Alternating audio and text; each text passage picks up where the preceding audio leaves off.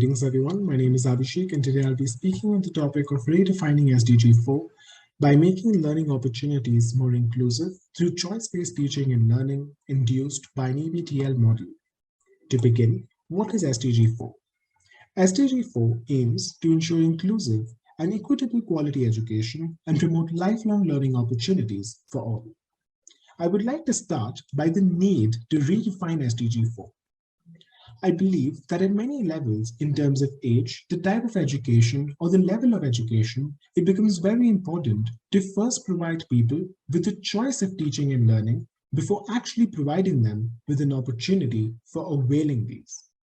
Simply put, what I'm trying to say is that before making any kind of education available, it is also important to understand the type of education that should or should not be made available in that particular situation. To better explain and contextualize this, I wish to start with a story from not too long ago when I had just joined law school. As a student from a non-legal background, I would say that in hindsight, I don't really think that I'd made an extremely informed decision about pursuing law. The reason that I say this is because firstly, at the time of choosing law, I wasn't really aware about countless other options simply because I had no knowledge that they existed. And secondly, at the time that I chose this particular path, I don't think that I had a very good idea of what my time at law school or even my time post-law school would look like. And interestingly, this ended up becoming one of my biggest challenges in law school, where I was struggling to identify what I should be doing and how I should be spending my time. Getting overwhelmed by the countless opportunities and the countless activities that law school had to offer, I struggled to try to choose between them and finally came to the conclusion that I would want to try a bit of all of them, because for me, I knew that if I ended up taking any one particular one of them and pursuing that, I would just be pigeonholing myself with a complete lack of any knowledge or clarity as to what those other options might have entailed. While as an overall approach, this may seem like a good approach, I realized in the long run that neither was it a practical approach and nor was the overall experience extremely pleasant. The reason that I say this is because in the overall scheme of things, I ended up doing a couple of activities which I think I would end up clubbing in 4 broad baskets. The first basket would be those particular activities that were either coming from an area of interest or they were coming from an area of utility at the end of law school with respect to whatever profession or career path that I would want to take. The second were those activities that came in with certain degree of utility, but with absolutely no interest. The third were those activities which probably carried a lot of interest, but probably no utility. And finally, the fourth basket was one which had neither. And I think it's but obvious that at the end of this whole experience, I would, or rather anyone would want to reduce the fourth basket to the maximum extent possible and try to spend most of their time in the first basket, or maybe even in the second and third basket, but definitely not the fourth.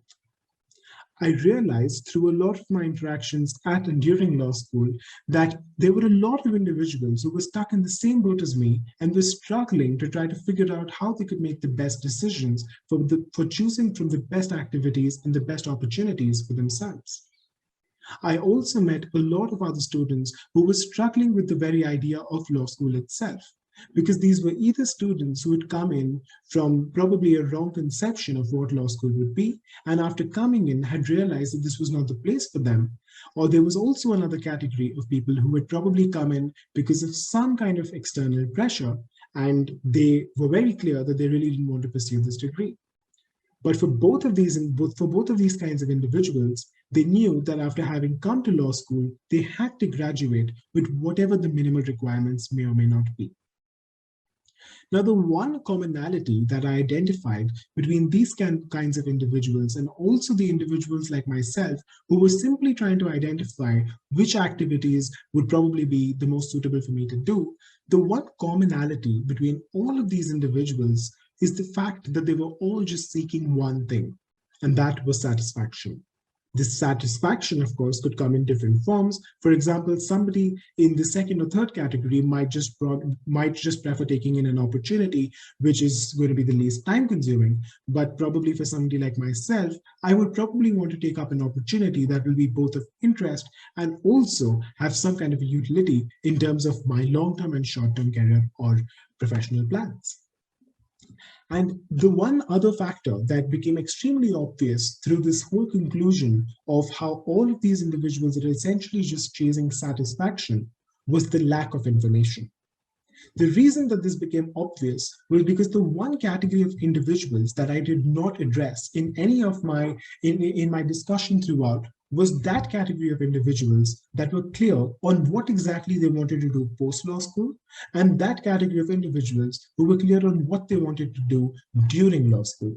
Because for whatever reason, these individuals had the requisite information, at least with respect to the choice or the decision that they had taken to follow throughout their path, both in and post their time at university. The satisfaction that an individual possesses during their time at any kind of education is a function of their information simply because it allows them to make informed decisions about countless different options, ranging between options of choosing between different degrees or also choosing just between different competitions or different activities that an individual might do while pursuing any of these different educational degrees.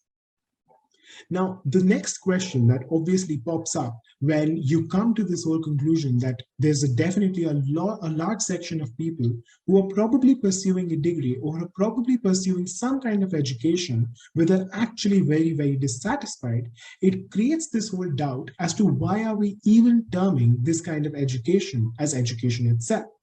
And it was this question that got me into thinking that should we come in and redefine SDG4 to actually only include those categories of individuals who are actually getting educated and are also satisfied with the education that they're receiving, or should we also be including those individuals who may be receiving education on paper but might actually be extremely dissatisfied by it, either because they feel that it's a futile thing for them in their respective lives or in their respective timelines of whatever they might be doing, or is it something that is the definition of education something that should just include all of these different things all across the board? I ended up coming to the conclusion that while it would be almost impossible to bring to zero the number of individuals who might be pursuing education and might still be dissatisfied with it, it would still be important to bring this number to as low a number as possible. And I believe that the answer to how this could be made possible is the EBTL model. The EBTL model essentially stands for an experience-based teaching and learning model, which refers to a system of allowing an individual to make informed decisions and choices of what they wish to learn through the lived experiences of other individuals who were similarly placed when they made the same decisions. This kind of a model automatically allows for increased self-satisfaction for the decision maker by allowing them to make informed decisions and also looking at those decisions with a matter of ownership. To explain the need for such a model, I always go back to the famous quote by Albert Einstein. Everybody is a genius, but if you judge a fish by the ability to climb a tree, it will live its whole life believing that it's stupid. This is where I want to come to the core point of the EBTL model. The EBTL model allows for a shift from the have to the wish to. And what exactly do I mean from this shift? The have to refers to something that we might be doing because of some kind of an external pressure or because of some kind of obligation that we either think exists or probably actually exists. While on the other hand, the wish to is the category of those decisions that we make simply because we wish to make those decisions. The prime difference between a decision which is coming out of a have to as opposed to a wish to is that a wish to decision is more likely to be a conscious decision of that particular individual, and is also likely to be at some degree an informed decision, Of course, there could be a very varied level of how informed the individual might actually be when they're taking such decision, but the point is that it is definitely going to be a conscious and an informed decision of that particular individual as opposed to a have-to decision.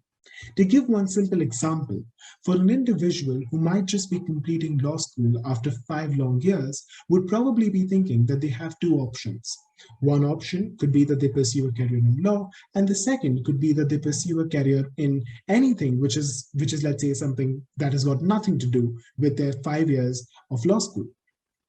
Now, let's assume that they end up taking a career in law simply because they believe that having put 5 years, rather having invested 5 years in law school, they have to take a career in law. So this is a decision that comes under the first category.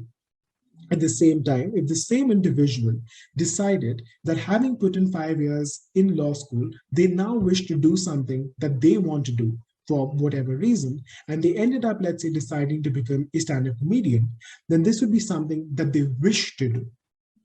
And this is essentially the difference between a have to decision and a wish to decision. And an EBTL model allows us to go closer to wish to decisions as opposed to have to decisions, because it ends up reducing the number of things that an individual has to do simply because of a lack of information of why they're doing it. And what this automatically means is that if every single decision is coming from an EBTL background, it is automatically going to be a decision where the individual taking this particular decision has thought through as to why exactly they might be pursuing this particular decision, automatically making it more of a wish to as opposed to a have to. Finally, now talking a little bit about the EBTL model at play in our daily lives. The most simplistic form of seeing the EBTL model in our daily lives is through mentorship and guidance. Mentorship of almost any kind almost always involves the mentor giving the mentee some kind of guidance, which will almost always have some kind of nexus to their own lived experiences. While this may not always happen directly, it is bound to happen indirectly to the extent that their guidance is definitely going to be influenced or biased from their own lived experiences.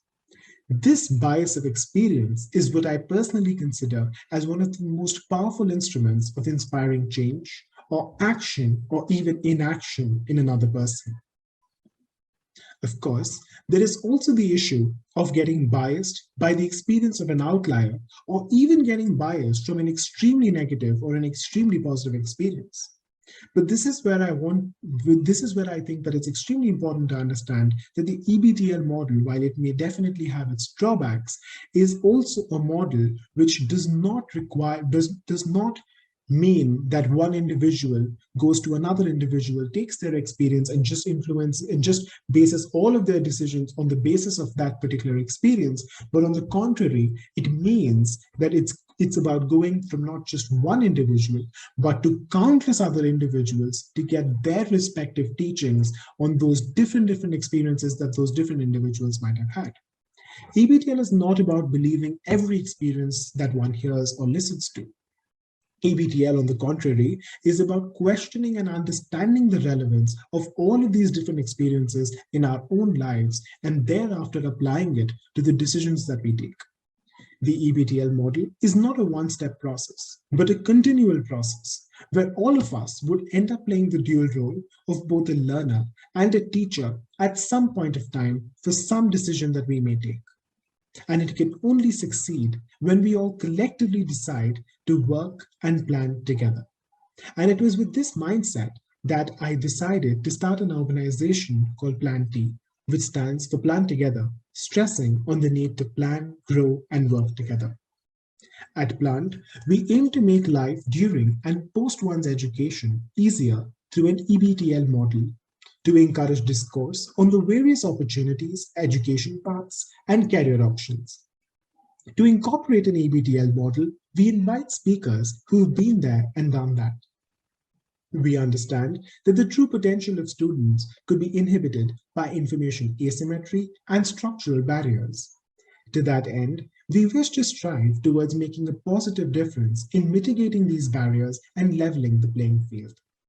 We aspire to achieve a few of the targets under SDG4 by affording broader avenues of continuous professional advancement to a greater share of future professionals, leaders, and change makers. Moving to the last part of my presentation, I would like to conclude by making two quick remarks. Firstly, I believe that it is essential that we move from a system of peer-pressured learning to experiential peer-incentivized learning. The difference being that in the former, we're doing something simply because we're pressured into doing it, while in the latter, there is always going to be some degree of informed and conscious decision making. Secondly, I believe that it's extremely important that we all recognize our role as change makers in society. As a part of the EBTL model, when all of us put up our hats as teachers, we are all in a position to influence another individual's decisions and choices. And it is at this point that we are all playing the role of a change maker in some way or the other. Thank you.